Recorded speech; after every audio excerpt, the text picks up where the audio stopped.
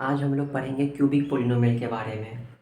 जैसे quadratic polynomial में पढ़े थे कि क्वाड्रेटिक पोलिनोमियल है ना, ये इसका standard form a x square plus b x plus c. ये क्वाड्रेटिक पोलिनोमियल हो गया जहाँ पे ए क्या है, कोफिशिएंट ऑफ एक्स स्क्वायर। लेकिन मान लो कोई क्यूबिक पोलिनोमियल लिखेंगे तो उसमें पावर 3 वाला तो अवश्य होना चाहिए ना। जैसे हम लिख दिए x cube plus 2x square plus 3x plus 6। देखो ये भी क्यूबिक पोलिनोमियल है क्योंकि इसके जो हाईएस्ट पावर है 3 है, क्यूबिक हो गया। अब इसे मालूम ये भी लिख सकते हैं x cube plus 2x square plus 6, या फिर 2x क्यूब प्लस 6। देखो ये भी क्यूबिक पोलिनोमियल है, ये भी क्यूबिक पोलिनोमियल है, ये भी क्यूबिक पोलिनोमियल है। नहीं, इसमें एक्स स्क्वायर वाला टर्म है, इसमें भी है, लेकिन इसमें एक्स वाला टर्म नहीं है ना, इसमें एक्स स्क्वायर वाला टर्म है ना, एक्स वाला टर्म है। लेकिन ये जो पावर 3 वाला टर्म है ये तो अवश्य होना चाहिए ना, तभी हम ना इसे क्यूबिक पोलिनोमियल कह पाएंगे। नहीं तो अगर कोई भी क्यूबिक पोलिनोमियल है उसके स्टैंडर्ड फॉर्म अगर लिखा जाए तो हम लिख सकते हैं कि उसमें एक्स क्यूब वाला टर्म होना चाहिए, ये तो मोस्ट है। नहीं, चाहे तो एक्स स्क्वायर वाला हो चाहे नहीं हो। नहीं तो अगर स्टैंडर्ड फॉर्म में लिखे तो a x cube plus b x square plus c x और प्लस डी। देखो ये क्यूबिक पोलिनोमियल का क्या हो गया, स्टैंडर्ड फॉर्म। नहीं, जैसे इसमें क्वाड्रेटिक पोलिनोमियल है तो एक्स स्क्वायर वाला टर्म तो हमेशा रहेगा ना। जैसे यहाँ पे एक्स क्यूब वाला टर्म तो हमेशा रहेगा, तभी ये क्यूबिक पोलिनोमियल कह पाएंगे हम। उसी तरह यहाँ भी जैसे यहाँ पे एक्स स्क्वायर वाला टर्म हमेशा रहेगा। नहीं, ए कभी ये वाला टर्म कभी जीरो हो ही नहीं सकता। हाँ ये हो सकता है कि जीरो हो, मतलब बी की जगह जीरो हो सकता है, सी की जगह भी जीरो हो सकता है, लेकिन ए जो है कभी भी जीरो के इक्वल नहीं होगा। तो ये जो हम क्वाड्रेटिक पोलिनोमियल का स्टैंडर्ड फॉर्म जो हम लोग पढ़े हैं क्वाड्रेटिक पोलिनोमियल का, a x square plus b x plus c, जिसमें ये ए जो है कभी भी जीरो की इक्वल नहीं होगा, लेकिन बी जीरो हो सकता है और सी भी जीरो हो सकता है। बात क्लियर है। यहाँ पे ए जो है एक्स का कोफिशिएंट है, लेकिन यहाँ पे ए क्या है, एक्स क्यूब का कोफिशिएंट है, बी है जो एक्स स्क्वायर का कोफिशिएंट है, सी जो है एक्स का कोफिशिएंट है और डी जो है कांस्टेंट टर्म है। 4 टर्म है टोटल। नहीं, यहाँ पे जो ए है कभी भी जीरो नहीं हो सकता है, लेकिन बी जो है जीरो हो सकता है, सी भी जीरो हो सकता है, डी भी जीरो हो सकती है।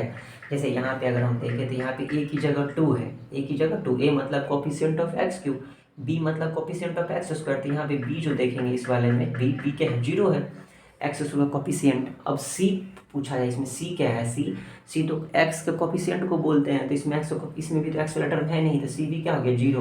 और डी मतलब क्या होता है, कांस्टेंट टर्म, तो यहाँ डी क्या है, 6 है, तो 6 हो जाएगा।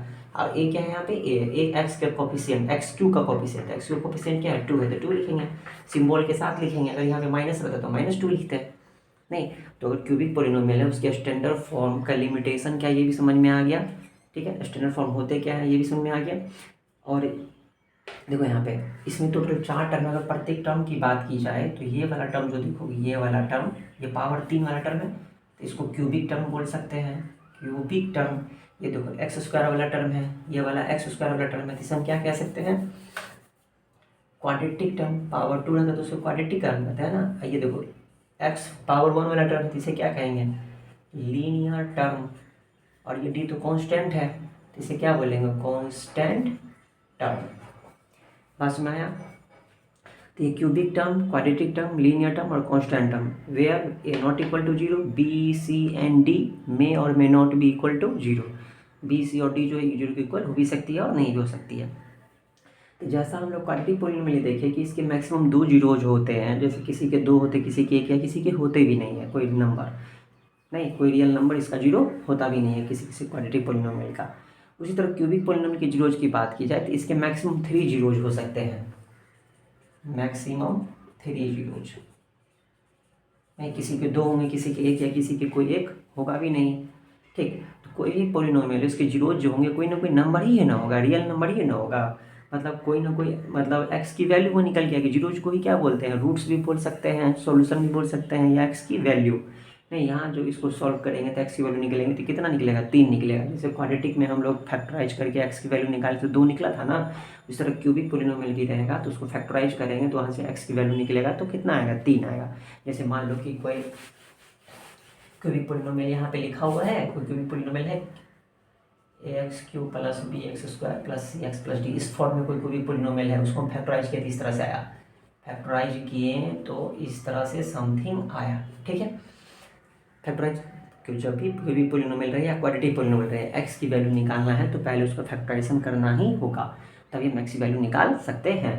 तो देखो, तो एक्स की वैल्यू निकालना है तो उसका जीरो, मतलब एक्स जीरोज निकालना है तो उसको जीरो की इक्वल करेंगे। अब फैक्टराइज किए तो ऐसा आ गया, कैसे फैक्टराइज करेंगे वो हम देखेंगे अभी जस्ट इसके बाद।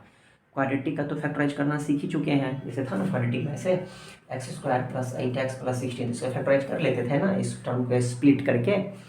ठीक है, इसके फैक्टराइजेशन के भी कई तरीके हैं, वो आगे पढ़ेंगे। हम लोग स्प्लिट करके पढ़े हैं 9th क्लास में।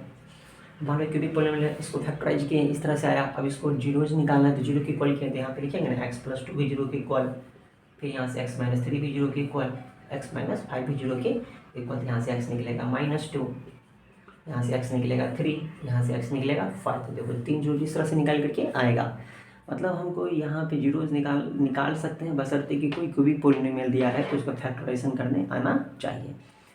तो हम क्यूबिक पोलिनोमियल में भी हम क्या क्या सीखें, इसके स्टैंडर्ड फॉर्म होते हैं ax³ plus bx² plus cx plus d, where a not equal to 0, where a not equal to 0, b not equal to 0, a not equal to 0, b c and d may और may not भी 0 0 हो भी सकती है और नहीं भी हो सकती है। जीरोज कितने होंगे, इसके मैक्सिमम 3 जीरोज होंगे। अगर इसका ग्राफ बनाया जाए तो कर्व लाइन मिलेगी, क्या मिलेगी, ग्राफ बनाएंगे तो इसका कर्व लाइन मिलेगी इस तरह से। ठीक है, ये एक्स के टर्म में है तो जितने जीरोज होंगे उतनी बार एक्स एक्सिस को कट करेगी, नहीं तो ये मैक्सिमम एक्स एक्सिस को कितनी बार कट कर सकती है। कोई भी क्यूबिक पोलिनोमियल है, कोई भी क्यूबिक पोलिनोमियल है, उसका अगर ग्राफ हम ड्रॉ किया जाए तो ऐसे भी क्वेश्चन पूछ सकता है कि वो मैक्सिमम कितनी बार एक्स एक्सिस को कट कर सकती है। तो मैक्सिमम 3 बार कट कर सकती है, उससे ज़्यादा नहीं, या हो सकता है 2 बार कट करे, 2 ही जीरोज होगा तो। ठीक है, उसका ग्राफ पूछा जाए तो क्या बोलेंगे, कर्व लाइन। कौन सी लाइन मिलेगी, कर्व लाइन, ग्राफ हो जाएगी कर्व लाइन, याद रखोगे ग्राफ क्या होगा, कर्व लाइन होगा। ठीक है, एक्स एक्सिस को कितनी बार कट करेंगे, maximum 3 times, maximum word use करेंगे, क्योंकि 2 टाइम्स भी तो कट कर सकती है ना, कोई ऐसा कोई भी पोलिनोमियल जिसका 2 ही जीरोज हो, नहीं तो 2 ही बार कट करेगी, या 3 बार कट कर सकती है, या फिर 3, लेकिन 3 से ज़्यादा कभी भी कट नहीं कर सकती है। तो ये एक्स एक्सिस को मैक्सिमम 3 बार कट करेगी। क्लियर है यहाँ तक। देखो यहाँ हम कुछ इस कंसेप्ट सीखते हैं, मतलब कुछ इससे रिलेटेड टर्म सीखते हैं जो हम पहले से जानते हैं। जैसे मान लो कि अगर तुम्हें बोल दिया जाए कि x-2 से डिवाइड करना है x² प्लस 5x और प्लस 6 को, तो डिवाइड करना तो आता ही है, डिवाइड कर दोगे। मान लो इसको डिवाइड किए, x से आएगा x² माइनस 2x। अब यहाँ हम डिवाइड नहीं ना सीखेंगे, डिवाइड ये सब तो 9th क्लास में सीख चुके हो। ठीक है, ये सब 9th क्लास में सीख चुके हो ना, कोई दिक्कत नहीं ना इसमें। यहाँ माइनस नहीं एक्स प्लस 2 से लेते हैं। ठीक है, तो 9th क्लास में डिवाइड सीख चुके हो ना, किसी को दिक्कत नहीं होना चाहिए। जिसको दिक्कत है वो 9th क्लास आके पढ़ोगे, 9th क्लास वाला वीडियो देखोगे, वहाँ डिवाइड सीख जाओगे। ठीक है, तो यहाँ देखो डिवाइड इसे करते हैं, ये क्या है हमारा, ये क्या है, कोसेंट है, और ये क्या है, डिवीज़र है, और ये क्या है, डिवाइडेंड है, और ये यहाँ पे रिमाइंडर तो 0 आ गई, हमारा क्या है, रिमाइंडर है। ठीक है, पोलिनोमियल क्या था हमारा, पोलिनोमियल ये था ना x² प्लस 5x प्लस 6, ये हमारा पोलिनोमियल है। ठीक है, और अगर कोसेंट की बात की जाए, ये कोसेंट भी तो एक पोलिनोमियल ही है ना, x प्लस 3। अगर रिमाइंडर की बात की जाए, रिमाइंडर पोलिनोमियल है, इसलिए ब्रैकेट में x ले लिया, x के टर्म में है ना, तो रिमाइंडर क्या आ गया हमारा, 0 हो गया, 0 भी एक पोलिनोमियल है। और ये डिवीजन की बात की जाए तो हमारा क्या है, x प्लस 2। ठीक है, तो अगर यहाँ पे देखो रिमाइंडर 0 आया तो हम बोल सकते हैं कि x प्लस 2 जो है x² प्लस 5x प्लस 6 को क्या कर दी, कंप्लीट डिवाइड कर दी। ठीक है, x प्लस 2 जो है ये क्या कर दी, x प्लस 2, इसको px को डिवाइडेंड को कंप्लीट डिवाइड कर दी, तो इसलिए x प्लस 2 को हम फैक्टर बोल सकते हैं कि नहीं, x plus 2 is a factor of px, इसको px बोल दिए इस वाले को। देखो तो यहाँ से एक चीज़ और समझ में आ गई कि अच्छा कभी कोई पोलिनोमियल चेक करना रहेगा कि इसका फैक्टर है या नहीं, तो हम डिवाइड करेंगे, अगर रिमाइंडर अगर 0 आएगा तो हम क्या समझेंगे कि वो उसका क्या है, फैक्टर है। नहीं, यहाँ पे लिख सकते हैं कि सिंस रिमाइंडर बराबर 0, यहाँ लिखेंगे क्या लिख देंगे, सिंस रिमाइंडर बराबर 0 therefore x plus 2 is a factor of px। तो यहाँ से एक ही चीज़ समझ में आ गया कि अगर फैक्टर होगा तो हम क्या करेंगे, डिवाइड करेंगे। वैसे भी जानते हैं, जैसे मान लो कि चेक करना हो कि 8 जो है 2 का फैक्टर है या नहीं, सॉरी 2 जो है 8 का फैक्टर है नहीं, तो डिवाइड करते हैं ना, 2 4 8 डिवाइड हो जाता है, तो समझ आती है कि फैक्टर है, तो 2 क्या है 8 का फैक्टर है। बस में अब देखो अगर पूछे कि 2 तो फैक्टर है ही 8 का, पूछे कि दूसरा फैक्टर और क्या होगा, और भी फैक्टर तो होंगे ना, तो हम क्या करते हैं, हम 2 को डिवाइड कर दो 8 से, तो देखो 4 आया, क्योंकि 2 से डिवाइड करेंगे, 2 तो फैक्टर है ही, इसके किसी एक फैक्टर से डिवाइड करेंगे तो रिमाइंडर तो 0 आएगा ही।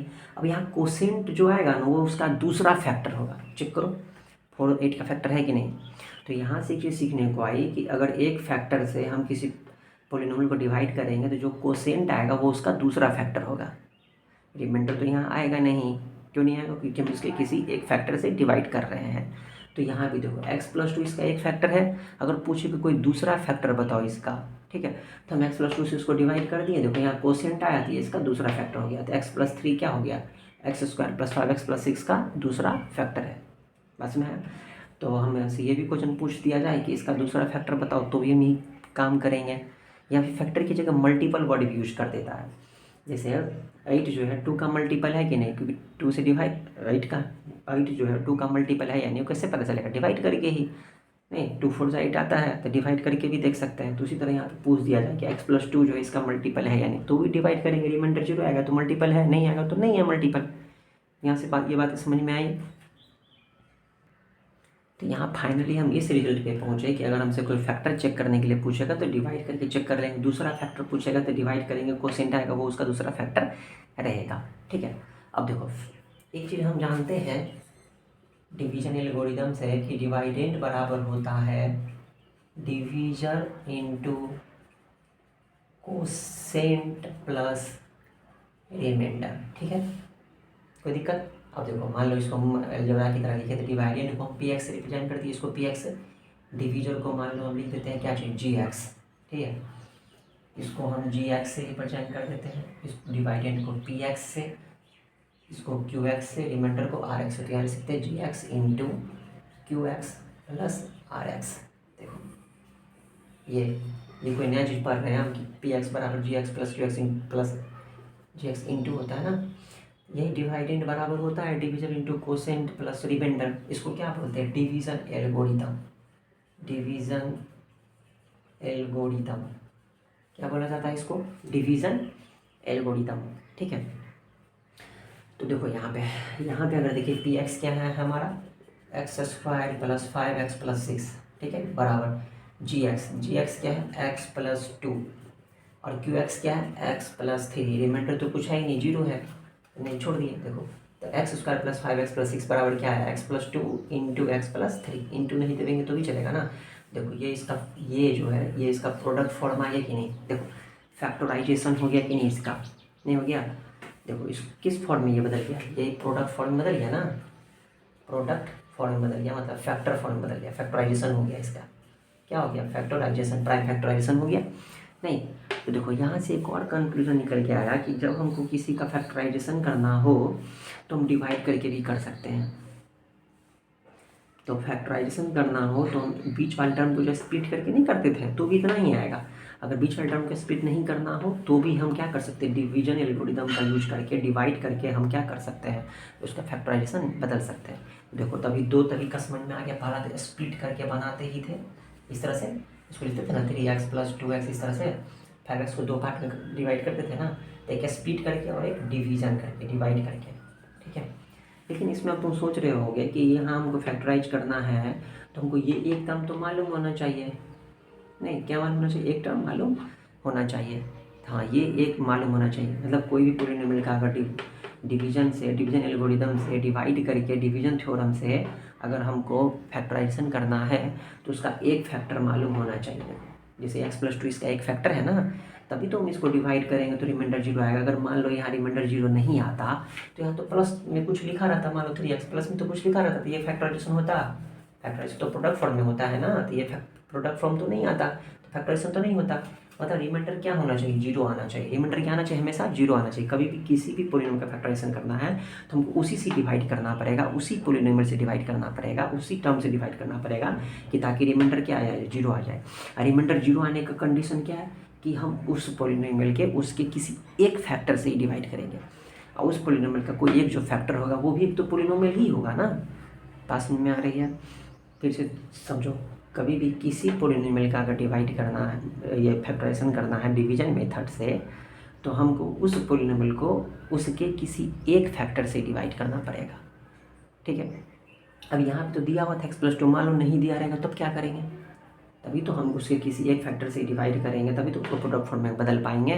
और उसके एक फैक्टर से क्यों डिवाइड करेंगे? क्योंकि हम जानते हैं कि रिमाइंडर 0 लाने के लिए, देखो किसी भी पॉलिनोमियल को इस प्रोडक्ट फॉर्म में बदलने के लिए, इस फॉर्म में बदलने के लिए, इतना इंटू इतना के फॉर्म में बदलने के लिए रिमाइंडर तो 0 होना पड़ेगा। रिमाइंडर 0 होने का कंडीशन क्या है कि उसको हम डिवाइड करेंगे तो उसके किसी एक फैक्टर से ही। बस मैं तब देखो, अब उसी का जैसे इसमें तो फैक्टर मालूम था, अगर मान लो फैक्टर मालूम नहीं रहेगा तो क्या करेंगे? तो अब हम ये नेक्स्ट स्टेप ये सीखेंगे कि अगर हम किसी पॉलिनोमियल का अगर फैक्टर नहीं मालूम है कोई भी एक फैक्टर, लेकिन हमको डिवीजन मेथड से ही उसका फैक्टराइजेशन करना है तो कैसे करेंगे?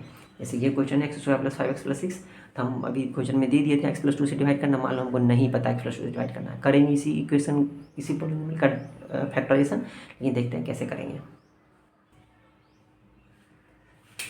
जैसे देखो पॉलिनोमियल हमारा यही है x² + 5x + 6, पॉलिनोमियल हमारा यही रहेगा। ठीक है, मान लो इसको फैक्टराइजेशन करना है डिवीजन मेथड से, डिवीजन एल्गोरिथम से, रिमाइंडर थ्योरम बोलते हैं इसको। ठीक है, कोई भी थ्योरम बोलते सीधे समझो कि ये हमको क्या करना है, डिवाइड फैक्टराइजेशन करना है डिवीजन मेथड से, है ना, फैक्टर थ्योरम मेथड से। तो रिमाइंडर थ्योरम नहीं बोलते, फैक्टर थ्योरम बोलते हैं, है ना, फैक्टर थ्योरम से। देखो कैसे करेंगे, इसे स्प्लिट करके तो आता ही है। देखो तो हमको इसको डिवाइड करने के लिए, डिवाइड जो करेंगे तो क्या करेंगे, किसी एक फैक्टर से ही डिवाइड करेंगे ना, तो वो फैक्टर कैसे पता करें? देखो कैसे पता करेंगे, फैक्टर होगा वो भी तो एक पॉलिनोमियल ही होगा, एक छोटा सा पॉलिनोमियल होगा। तो देखो क्या करेंगे, सबसे पहले क्या करेंगे, मतलब इस तरह से कोई एक पॉलिनोमियल चाहिए नहीं, सबसे पहले क्या करेंगे, इस जो भी पॉलिनोमियल गिवन है ना उसका जीरोज फाइंड करो। अब तुम बोलोगे जीरोज फाइंड करने के लिए भी तो फैक्टराइजेशन करते हैं, नहीं, ट्रायल मेथड से जीरो फाइंड करो, ट्रायल मेथड से। ट्रायल मेथड किसको बोलते हैं? इसमें पुट करो x की वैल्यू 1, कभी पुट करो, कभी 2 पुट करो, कभी -1 पुट करो, कभी -2 पुट करो, देखो जीरो आता है या नहीं। तो बोलोगे तो टाइम लगेगा, इतना पुट करते रहेंगे, 1 -1 2 3 4 5 6। तो उसके लिए भी एक तरीका है। सबसे पहले यहाँ जो कॉन्स्टेंट है उसका फैक्टर देखो कौन कौन है। एक वो 1 है, अब जब ये +-1 दोनों हो सकता है ना, सिंबल भी नहीं, +- दोनों लेके चलेंगे। इसका फैक्टर 2 भी है, इसका फैक्टर 3 भी है, इसका फैक्टर 6 भी है, और तो कोई फैक्टर नहीं है। अब देखो इसी में से कोई एक वैल्यू पुट करने पर ये इसका वैल्यू 0 आ जाएगा। चेक करो, कभी +1 पुट करो, कभी -1 पुट करो, मन में पुट करके देखो, फिर 2 पुट करो, 3 पुट करो, मन ही मन पुट करना, सबको दिखाना नहीं है। जैसे मान लो हम पुट करते हैं +2, ठीक है, क्या पुट करते हैं +2 या फिर -2 पुट करते हैं। +2 भी पुट करेंगे तो भी नहीं आएगा 0, -2 पुट करके देखते हैं, देख -2 पुट कर मन में देख लेना 0 आ रहा है तब पुट करते हैं। ठीक, चलो x की जगह हम -2 पुट करते हैं, तो -2 का पावर 2 + 5 × 2 + 6, 4 - 10 + 6, देखो 0 आ रहा है ना, नहीं, तो देखो -2 एक वो जीरो में क्या, बस एक ही जीरो का मतलब है। देखो तो -2 को हम क्या बोलेंगे, -2 इज कॉल्ड 0, -2 को क्या कहा जाएगा, 0 कहा जाएगा, नहीं, -2 को क्या कहेंगे, 0 कहेंगे। देयरफॉर लिख देते हैं यहाँ पे -2 इज 0 ऑफ px, px का 0 होगा नहीं, देयरफॉर x की वैल्यू कितनी हो गई, -2 हो गई। पहला स्टेप ही करना है कि 0 फाइंड कर लेना है ट्रायल मेथड से, कौन कौन सा वैल्यू पुट करेंगे वही मालूम चल गया। ठीक है, अब देखो, लेकिन हम जो इसको डिवाइड करेंगे किसी न किसी पॉलिनोमियल से ना, तो x बराबर -2 जो आया है, ये x की वैल्यू है -2, अगर -2 को हम ट्रांसपोज कर दें तो क्या हो जाएगा, x+2, तो एक पॉलिनोमियल बन गया। तो देखो तो -2 इसका 0 कहलाएगा, लेकिन -2 को इधर लाके एक पॉलिनोमियल अगर हम बना दें तो ये इसका क्या कहलाएगा, फैक्टर कहलाएगा। देखो ये एक पॉलिनोमियल बन गया ना, तो एक पॉलिनोमियल जो हो गया, ये x+2 क्या हो गया, पॉलिनोमियल, तो x+2 क्या हो जाएगा, इसका फैक्टर हो जाएगा। x+2 is therefore x+2 is a factor of px, x+2 जो होगा इसका फैक्टर हो जाएगा। अब चलो एक फैक्टर मिल गया, किसी भी पॉलिनोमियल के फैक्टर कैसे पता करते समझ में आ गया, कोई दिक्कत है, x की जो वैल्यू रहेगी उसी से पॉलिनोमियल बनाएंगे। अब इस x+2 से इसको डिवाइड कर देंगे, तभी हम लोग डिवाइड किए ही थे, x+2 से हम क्या करेंगे, x² + 5x + 6 को डिवाइड करेंगे, रिमाइंडर 0 आया था, यहाँ पे क्वेश्चन क्या था, x+3, ठीक है, तो x² + 5x + 6 बराबर क्या आ गया, x+2 × x+3, देखो फैक्टराइजेशन हो गया। बस में तो कोई भी पोलिनोमियल रहे, क्वाड्रेटिक रहे या क्यूबिक रहे, कोई एक जीरो पता कर लेंगे, उससे पोलिनोमियल बना देंगे, उससे इसको क्या कर देंगे, डिवाइड कर देंगे। ठीक है, अब इससे ज़्यादा तो फैक्टराइज होगा नहीं, कोई दिक्कत है इसमें। अब मान लो कोई क्यूबिक पोलिनोमियल भी रहे तो हम इसका एक जीरो पता कर लेंगे, उसको डिवाइड करेंगे, तो क्यूबिक पोलिनोमियल यहाँ पावर 3 रहेगा तो यहाँ पावर 2 वाला आ जाएगा, क्या आ जाएगा, पावर 2 वाला। और पावर 2 वाला रहेगा तो हम उसको क्या करेंगे, स्प्लिट करके भी कर सकते हैं। ठीक, तो कोई कितना भी पावर वाला रहे, एक क्वेश्चन देखेंगे समझ में आ जाएगा। ये तो प्रोसेस समझ में आ गया ना कि सबसे पहले एक जीरोज पता करना है, जीरोज कहाँ से पता करना, वो भी लिमिटेशन है। ठीक, उससे एक पोलिनोमियल बनेगा, उससे इसको डिवाइड कर देंगे, उसको फिर उसको प्रोडक्ट फॉर्म में लिख देंगे। बात समझ में क्लियर है।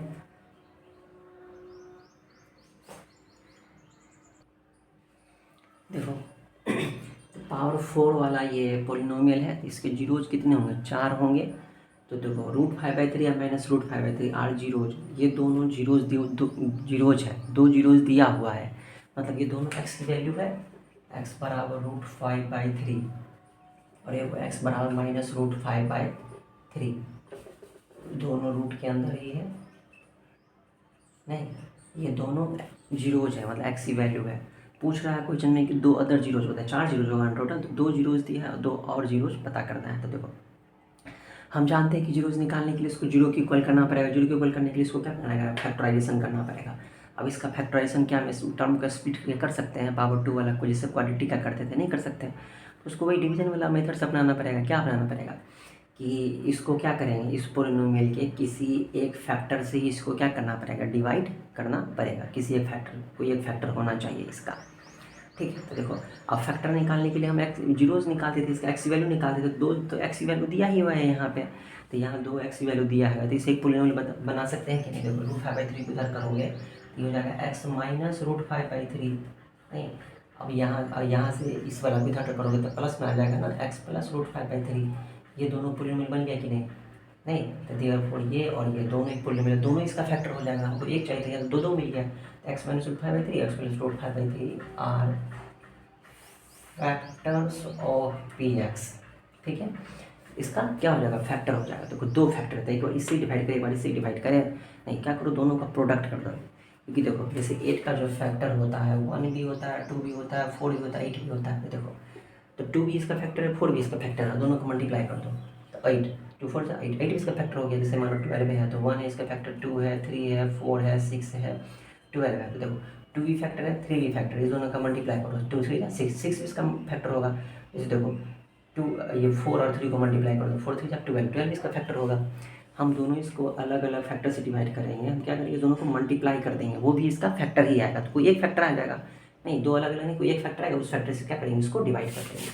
तो हम क्या करेंगे कि x -√5/3 इंटू x + √5/3 इज, पहले मल्टीप्लाई कर देते हैं, मल्टीप्लाई कर देते हैं, a - b into a + b, तो क्या लिखते हैं, a² - b², ये रूट दोनों में लगा हुआ, तो √5/3 का स्क्वायर करेंगे तो 5/3, तो x² - 5/3 is also a factor of px। ठीक है, px का फैक्टर होगा, ये भी फैक्टर है x -√5/3 और x + √5/3, और ये भी इसका क्या है, फैक्टर है, ऑल्सो फैक्टर ऑफ px। अब इस फैक्टर से क्या करेंगे, इसको डिवाइड कर देंगे px को। ठीक, इसको px से रिप्रेजेंट कर दिए, इसको क्या जिससे डिवाइड करते हैं उसको gx से रिप्रेजेंट करते हैं ना। देयरफॉर gx बराबर x² - 5/3। अब ये फ्रैक्शन में आ गया, डिवाइड करने में दिक्कत होगी, इसको बराबर 0 कर दो। ठीक है, तो यहाँ से एलसीएम लोगे तो कितना, 3x² - 5 बाई में 3 बराबर 0, 3 को जब ट्रांसपोज करेंगे तो क्या आ जाएगा, 3x² - 5 बराबर 0। ठीक है, तो हमारा देयरफॉर gx क्या हो जाएगा, 3x² - 5। तो gx मतलब जो डिवीजर को हम gx रिप्रेजेंट करते हैं ना, तो ये हो गया 3x² - 5। तो इस 3x² - 5 से इस पोलिनोमियल को क्या कर दोगे, डिवाइड कर दोगे।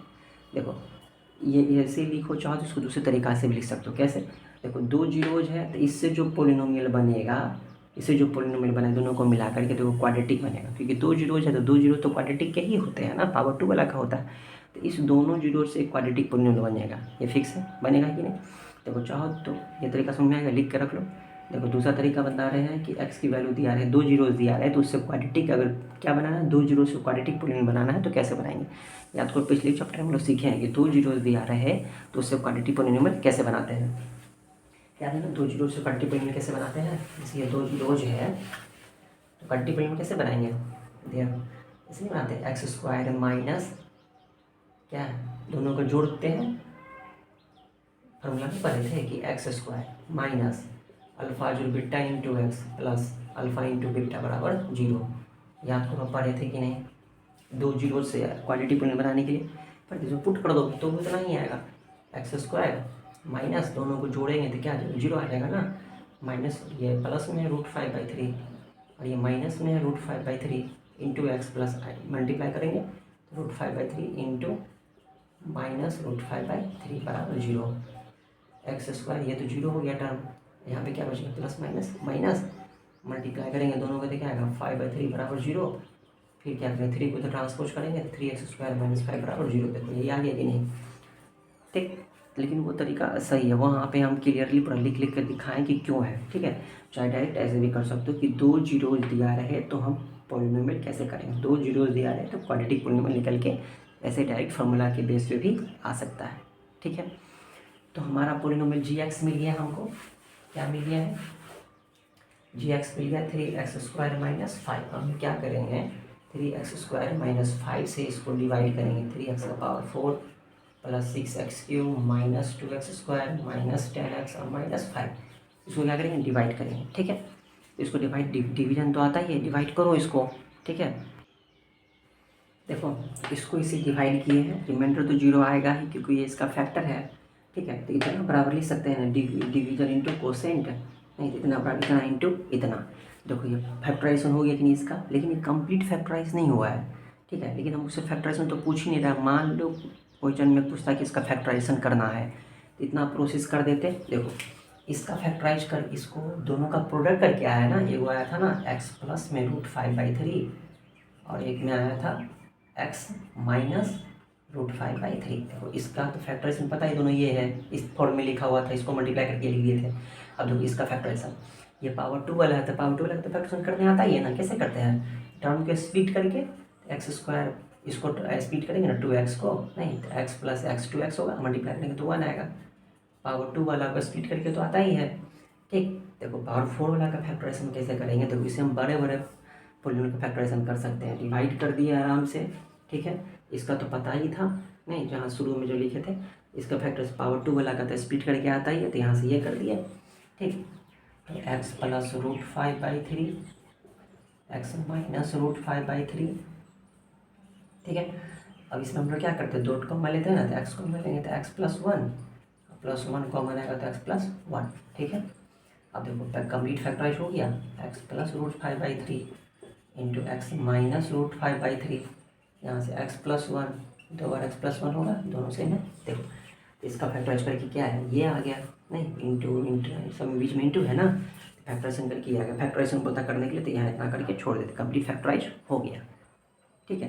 लेकिन कोई ये लिख के रख लोगे, ठीक है। फैक्टराइजेशन करने के लिए बोलता तो ऐसे कर देते हैं, लेकिन यहाँ फैक्टराइजेशन तो नहीं पूछ रहा है जीरोज पता करने के लिए, अदर दो जीरोज दिया हुआ था √5/3 और माइनस √5/3, दो और जीरोज पता करने के लिए बोल रहा था, तो यहाँ फैक्टराइज कर दिए, ठीक है। यहाँ फैक्टराइज हम लोग क्या कर दिए, ठीक है। अब देखो जीरोज निकालना है तो हम जानते हैं कि जीरोज निकालने के लिए इसको जीरो के इक्वल करना पड़ता है, ठीक है। टू फाइंड जीरोज पता करने के लिए ये दोनों को जीरो के इक्वल करेंगे ना। देखो इसको जीरो के इक्वल करके क्या करेंगे, इस यहाँ से तो दो जीरोज मालूम ही है, यहाँ से नहीं मालूम है ना, तो x² + 2x + 1 बराबर जीरो के इक्वल कर दिया। अब जीरो के इक्वल कर देते हैं, यहाँ से जीरोज कैसे निकलता है, फैक्टराइज करके, तभी फैक्टराइज किए थे ना, तो x + 1 आया था और x + 1 आया था बराबर जीरो। तो यहाँ से आइदर दोनों तो सेम ही है ना, x + 1 बराबर जीरो, और ऐसे क्यों लिखेंगे x + 1 का होल स्क्वायर बराबर जीरो, दोनों सेम ही है, नहीं तो इतना बराबर जीरो होने के लिए x + 1 को जीरो के इक्वल होना पड़ेगा कि नहीं, x + 1 किसके इक्वल होना पड़ेगा, जीरो के इक्वल, देयरफॉर x + 1 बराबर जीरो, तो x बराबर कितना हो जाएगा -1, ठीक है। चाहे इसे नहीं लिखना है तो तुम ऐसे भी लिख सकते हो, जैसे पहले लिखते थे कि आइदर x + 1 बराबर जीरो और x + 1 बराबर जीरो, दोनों टर्म बराबर जीरो लिखते थे, तो यहाँ से भी x बराबर -1 आएगा, यहाँ से भी x बराबर -1 आएगा, तो दो अदर जीरो जो होंगे वो दोनों सेम ही होगा, तो दो अदर जीरोज निकल गया, -1 और -1 दोनों सेम ही है, बस में जीरोज निकालना कैसे करते हैं, तो यहाँ देखो फैक्टराइजेशन करके डिवाइड करके हम पता कर लिए कि फैक्टराइजेशन कैसे करेंगे या फिर उसका जीरोज कैसे निकालेंगे। तो कोई भी पॉलिनोमियल रहेगा तो क्या आसानी से नहीं निकाल पाओगे, पावर 3 वाला रहे या पावर 4 वाला रहे, पावर 2 वाला तो आता ही है स्प्लिट करके। अगर पावर 2 वाला कभी फैक्टराइजेशन करने के लिए बोल दिया जाए डिवीजन मेथड से ही, तो इस तरह से हम निकालेंगे जैसे अभी पीछे देखे ही थे। यहाँ तो कोई दिक्कत है, समझ में आ गया आसानी से? कोई डाउट है तो कमेंट करोगे। अब हम वापस से क्यूबिक पोलिनोमियल पे आएंगे। क्वाड्रेटिक पोलिनोमियल की तरह क्यूबिक पोलिनोमियल में भी उसके जीरोज और कोफिशिएंट के साथ रिलेशनशिप होता है। जैसे क्वाड्रेटिक में इक्वेशन था ax² + bx + c, तो यहाँ पे दो जीरो से अल्फा और बीटा से रिप्रेजेंट किए, जो दोनों का सम आया था -b/a के इक्वल और दोनों का प्रोडक्ट आया था c/a के इक्वल। यहाँ a और यहाँ a में अलग है, यहाँ a x² का कोफिशिएंट है जबकि यहाँ पे a x³ का कोफिशिएंट है। तो यहाँ 3 जीरोज होंगे, कितने जीरोज होंगे? 3, अल्फा, बीटा और तीसरा गामा से रिप्रेजेंट कर देते हैं। तो यहाँ 3 रिलेशनशिप है कि तीनों को जोड़ेंगे तो अल्फा जो बीटा जो गामा करेंगे तो -b/a आएगा, अल्फा इंटू बीटा इंटू, अब देखो दो का प्रोडक्ट अल्फा इंटू बीटा। देखो दो का प्रोडक्ट का मतलब है कि दो जीरोज का प्रोडक्ट करके सम करना है, नहीं? यहाँ देखो alpha into beta plus beta into gamma plus gamma into alpha बराबर आएगा c/a। तीनों का प्रोडक्ट कर देंगे अगर तो आएगा -d/a। ठीक है, देखो इसको लैंग्वेज में बोलते हैं सम ऑफ जीरोज। तीनों जीरोज का क्या किए? सम किए, तो सम ऑफ जीरोज। ठीक है, कहीं कभी लैंग्वेज करके पूछ देता है, इसको क्या बोलेंगे? देखो सम तो किया है, लेकिन सम किसका किया है? सम किसका किया हुआ है? दो जीरोज के प्रोडक्ट का सम, नहीं, sum of product of two zeros, sum of product of two zeros, नहीं, दो जीरोज के प्रोडक्ट का सम, यहाँ प्रोडक्ट ऑफ जीरोज। इसको क्या बोलेंगे? Product of zeros. Alpha into beta into gamma क्या बोलेंगे? Product of zeros. इसको क्या बोलेंगे? सम किया, दो बीच में सम है तो सम। किसका सम किया? दो जीरोज के प्रोडक्ट का, दो जीरोज के प्रोडक्ट का, दो जीरोज के प्रोडक्ट का, इसलिए इसकी लैंग्वेज में क्या बोलेंगे? Sum of product of two zeros. ठीक है, कन्फ्यूजन मत करना। यहाँ पे b कोएफिशिएंट ऑफ x² है, लेकिन यहाँ पे b कोएफिशिएंट ऑफ x है। तो ये रिलेशनशिप होता है अल्फा जो बीटा जो gamma -b/a, alpha into beta into gamma -d/a या c/a। ठीक है, तो देखो तो ये पोलिनोमियल दिया रहे तो रिलेशन क्या निकले ये समझ में आ गया। अब मान लो जीरोज दिया रहे, जैसे क्वाड्रेटिक पोलिनोमियल में जीरोज दिया था तो इक्वेशन पोलिनोमियल कैसे पता करते थे? इस फॉर्मूला से x² माइनस अल्फा जो beta into x plus alpha into beta. नहीं, जीरोज दिया रहेगा तो इससे पोलिनोमियल निकल के आ जाएगा। उसी तरह से 3 जीरोज दिया रहेगा तो क्यूबिक पोलिनोमियल कैसे आएगा? नहीं, तो वो भी फॉर्मूला हम याद रखेंगे। कई मेथड, जैसे इसमें कई मेथड देखे तो उसमें इसमें भी देखेंगे, तो जब प्रॉब्लम बनाएंगे तो उसमें देखेंगे कि प्रॉब्लम रहेगा तो कितने तरीके से बना सकते हैं। देखो अगर जीरोज दिया रहे तो क्यूबिक पोलिनोमियल कैसे फाइंड करेंगे? उसके लिए फॉर्मूला x³ माइनस अल्फा जो बीटा जो gamma sum of zeros into x²। देखो x³ है तो x² ही आएगा ना, उसके बाद x ही आएगा, इसके बाद कांस्टेंट टर्म आएगा। देखो अल्फा जो बीटा जो गामा या alpha into beta into gamma plus gamma into alpha, यहाँ पे alpha into beta into gamma. अब देखो माइनस प्लस में कन्फ्यूजन मत करना, उसके लिए ये याद होना चाहिए। देखो जहाँ अल्फा जो बीटा जो गामा -b/a आता है तो यहाँ माइनस लगा हुआ है। ठीक है, देखो इस ये c/a प्लस में आता है कि नहीं, तो यहाँ प्लस लगा हुआ है। लेकिन alpha into beta into gamma -d/a आता है, इसलिए यहाँ माइनस लगा हुआ है। तो 3 जीरोज दिया रहे तो हम इसमें पुट कर देंगे अल्फा बीटा और गामा का वैल्यू। पहला जीरोज अल्फा, दूसरा जीरोज बीटा, तीसरा जीरोज गामा, तो तीनों के वैल्यू पुट कर देंगे तो हमें इस यहाँ से पोलिनोमियल निकल के आ जाएगा, क्यूबिक पोलिनोमियल। ठीक है, तो क्वाड्रेटिक और क्यूबिक में ये याद अलग होना चाहिए। ठीक है, वैसे क्यूबिक पोलिनोमियल एग्जाम से सिलेबस से हटा दिया गया, लेकिन हमें नॉलेज के लिए पता होना चाहिए। बात है क्लियर है? अब हम कुछ प्रॉब्लम्स भी देखेंगे इसमें।